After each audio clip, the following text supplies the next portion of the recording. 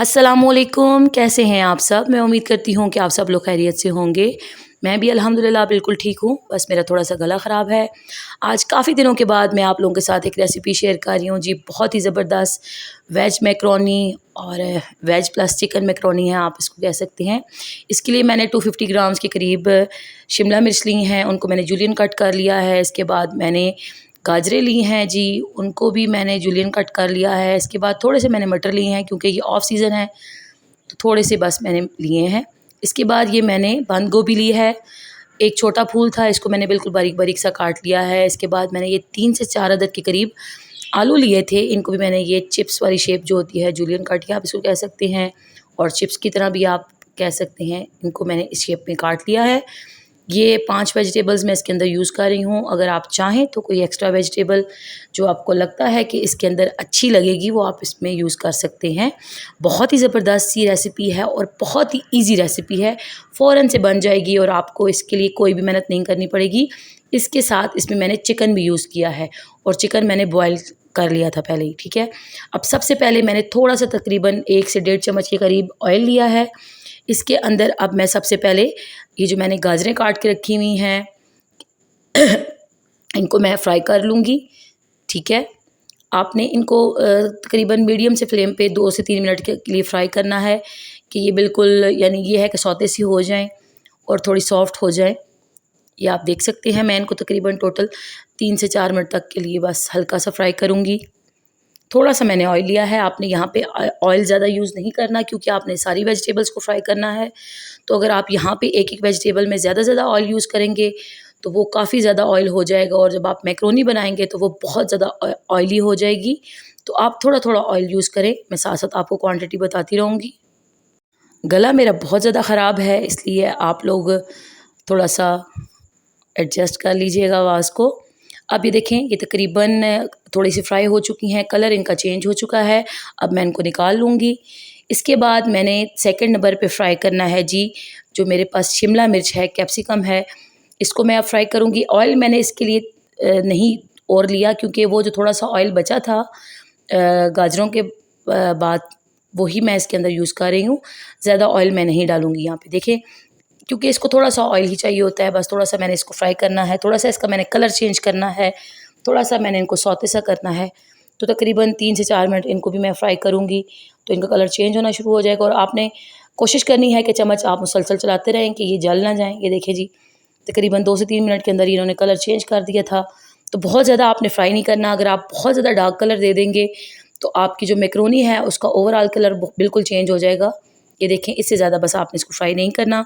अब यहाँ पे बिल्कुल ये अच्छी तरह से फ्राई हो चुकी हैं और जो कलर मुझे चाहिए और जैसे ये इनका मुझे चाहिए था कि ये जितनी गली होनी चाहिए यहाँ पे ये इतनी गल चुकी हैं। अब मैं इनको निकाल लूँगी और इसके बाद अब नेक्स्ट स्टेप करते हैं जी। ये देखें इसके बाद थोड़ा-सा मैंने ऑयल दोबारा लिया है तकरीबन 1 से डेढ़ चम्मच के करीब। अब इसके अंदर मेरे पास जो मैंने बंद गोभी काट के रखी है मैं अब इसको फ्राई करूँगी, ठीक है। आपने इसको अच्छी तरह से 2 से 3 मिनट तक के फ्राई कर लेना है, ये बहुत जल्दी फ्राई हो जाएगी बाकी सब्जियों के मुकाबले में। थोड़ा-सा आपने बस इसका कलर चेंज करना है, ये आप देख सकते हैं कि अभी मुझे इसको फ्राई करते हुए तकरीबन 1 मिनट ही हुआ है, मैं इसको भून रही हूँ थोड़ा-सा ताकि इसका जो कच्चापन है, सब्जियों का जो कच्चापन है वो थोड़ा-सा कम हो जाए और वो थोड़ी-सी हल्की-सी गल जाएँ।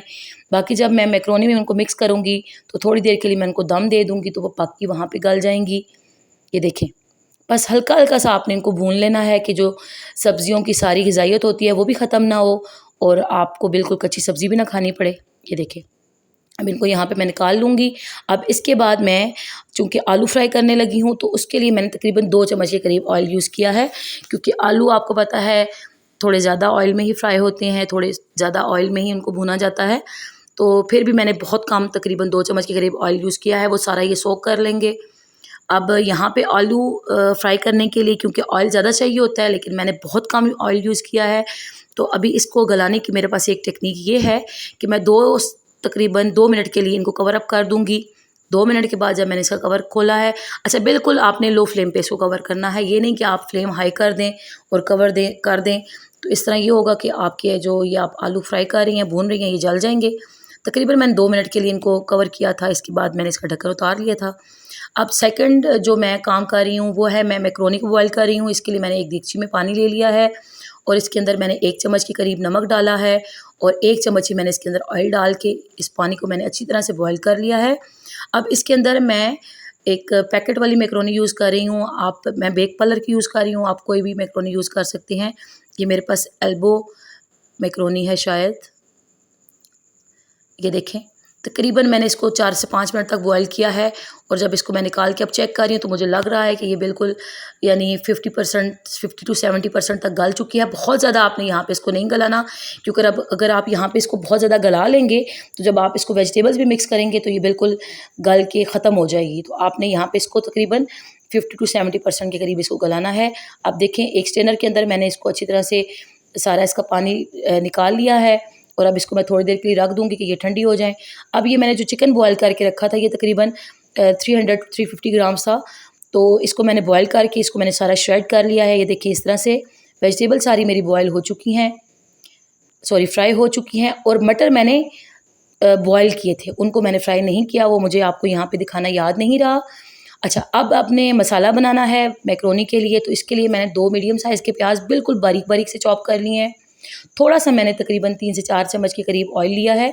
ज़्यादा ऑयल मैं यूज़ नहीं कर रही क्योंकि जितनी वेजिटेबल्स मैंने फ्राई की हैं उनके अंदर भी मैंने ऑयल डाला है, तो वो सारा ऑयल उनके अंदर है, वो उन्होंने सोक किया हुआ है। तो जब हम उनको मिक्स करेंगे आपस में तो ज़ाहिर सी बात है वो ऑयल उनके अंदर है, तो आपने बहुत कम ऑयल यहाँ पे यूज़ करना है। इसके अंदर मैं तकरीबन 10 से 12 अदद साबुत लहसुन के ज़वे डाल दूँगी।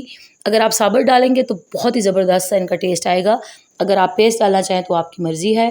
अब इसके बाद मैंने इसके अंदर 2 मीडियम साइज़ के टमाटर बिल्कुल बारीक से चॉप करके डाल दिए हैं।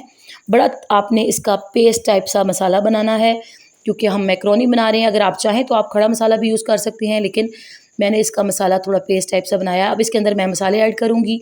1 चम्मच के करीब मैं इसके अंदर नमक डाल रही हूँ, 1 ही चम्मच मैं इसके अंदर कुटी हुई लाल मिर्च, थोड़ी सी मैंने इसके अंदर हल्दी डाली है, आधा चम्मच आप कह सकते हैं। इसके बाद तकरीबन सूखा धनिया मैं इसके अंदर आधा चम्मच डाल रही हूँ। कुटी हुई लाल मिर्च मैं थोड़ी सी इसके अंदर डाली थी। अच्छा, हल्दी पाउडर अदरक पाउडर थोड़ा सा मैंने इसके अंदर डाला है, थोड़ा सा मैंने इसके अंदर गरम मसाला भी डाला है और थोड़ी सी मैंने इसके अंदर काली मिर्च भी डाली थी। आप इन स्पाइसेस के अलावा भी कुछ डालना चाहें तो आपकी मर्ज़ी है, आप डाल सकते हैं। ये देखें बड़ा ज़बरदस्त सा मैंने एक हल्का सा मसाला इसका तैयार किया था। इसके बाद सबसे पहले मैं इसके अंदर चिकन ऐड करूँगी जो मैंने बॉयल करके श्रेड करके रख लिया था। ये आप देख सकते हैं ऑयल ना होने के बराबर है, क्योंकि जितनी वेजिटेबल्स फ्राई हैं उनके अंदर अच्छा खासा ऑयल पहले से मौजूद है।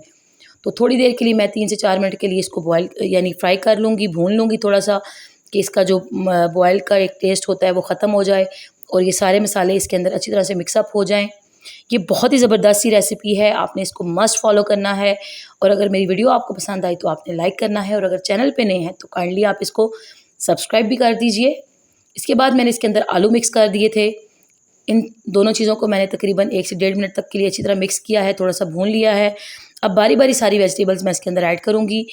फिर इसके बाद मैंने इसके अंदर गाजर ऐड की है, उसको थोड़ा सा मैंने मिक्सअप किया है। इसके बाद ये जो कैप्सिकम मैंने फ्राई करके रखी हुई थी, भून के रखी हुई थी, वो इसके अंदर मैं ऐड कर दूँगी और थोड़ा सा मैं इसको मिक्सअप कर लूँगी।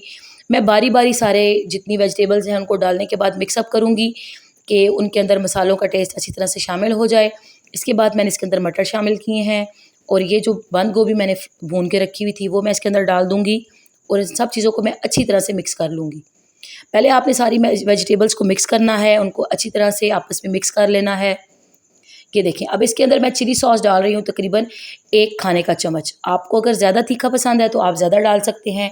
इसके बाद मैंने इसके अंदर सोया सॉस डाला है तकरीबन आधा चम्मच से थोड़ा सा ज़्यादा। ये मैंने टेस्ट अच्छा करने के लिए दोनों चीज़ें ऐड की हैं। अगर आपके पास नहीं है तो कोई बात नहीं, आप इसको स्किप भी कर सकते हैं, लेकिन यकीन मानिए बहुत ही ज़बरदस्त और बहुत ही टेस्टी मैक्रोनी बनी थी, बहुत ही अच्छा टेस्ट था इसका। अब सब वेजिटेबल्स को मैं अच्छी तरह से मिक्स कर लूँगी कि जो मैंने अभी इसके अंदर चिली सॉस और ये सोया सॉस डाला है वो इसके अंदर मिक्स हो जाए, और तकरीबन 1 से 1.5 मिनट के लिए मैं इसको कवर कर दूँगी। यहाँ पे फ्लेम मैंने बिल्कुल बारीक कर दिया था। जब मैं सब्जियों को मिक्स कर रही थी उस वक्त फ्लेम मीडियम टू लो था।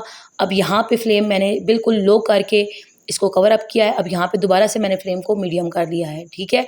अब वेजिटेबल सारी अच्छी तरह से मिक्स हो चुकी हैं और तकरीबन गल भी चुकी हैं। ये देखें आलू भी अच्छी तरह से गले हुए हैं, गाजर भी अच्छी तरह से गली हुई है और मटर भी गले हुए थे। ये देखें बटर मैंने बॉयल किए थे, मैं आपको पहले बता चुकी हूँ, बटर आपने फ्राई नहीं करने। अब इसके बाद यहाँ पे जो मैंने मैक्रोनी बॉयल करके रखी हुई थी वो सारी मैं इसके अंदर ऐड कर दूँगी। ये आप देख सकते हैं, बिल्कुल भी इतनी मैक्रोनी नहीं गली कि बिल्कुल हलवाई बन जाए, अच्छी सी खड़ी खड़ी सी मैक्रोनी थी। वो सारी मैं इसके अंदर ऐड करूँगी, क्योंकि काफ़ी देर मैंने इसको रखी रखा है तो ये मिक्स जुड़ गई थी आपस में। तो अब मैं इसको डाल के तकरीबन दोबारा से तकरीबन आधे मिनट के लिए मैं इसको कवर अप कर दूँगी कि ये सारे स्पाइसेस मैक्रोनी के अंदर मिक्स हो जाएँ और वेजिटेबल भी अच्छी तरह से इसके अंदर मिक्स हो जाएँ।